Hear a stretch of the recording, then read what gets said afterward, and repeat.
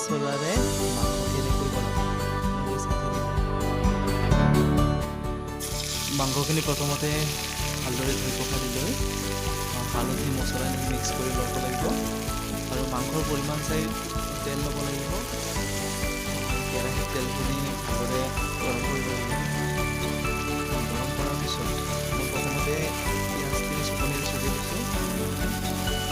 গৰম হোৱাৰ পিছতে মানে পিঁয়াজখিনি দিব লাগিব পিঁয়াজখিনি দি গৈছে যিখিনি মানে আদা নহৰু সেইখিনি মিক্সিতে দিব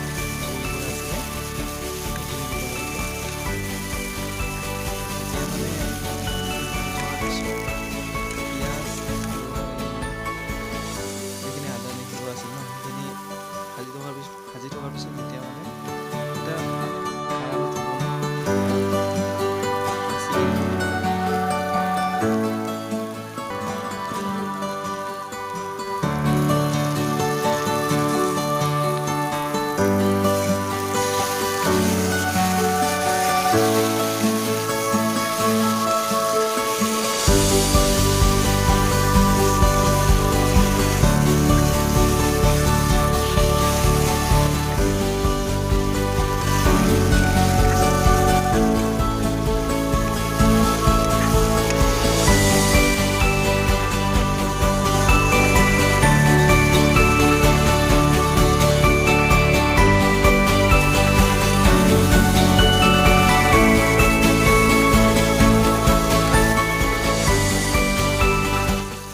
এতিয়া মাংসটো সিজিবৰ কাৰণে অলপ পানী দিব লাগিব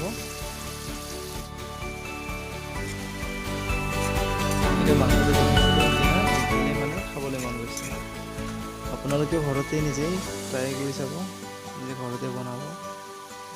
নিজে খাওক আৰু আনকো খুৱাওক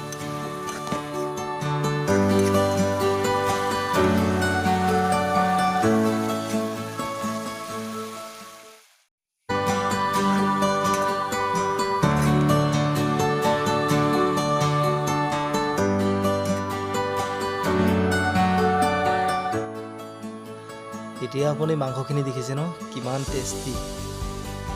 খাবলৈ মন গৈছে নিজে খাওক আৰু আনকো খুৱাওক আপোনালোকে ঘৰতে বনাবলৈ চেষ্টা কৰক ভিডিঅ'টো ভাল লাগিলে লাইক কমেণ্ট আৰু ছাবস্ক্ৰাইব কৰিবলৈ নাপাহৰিব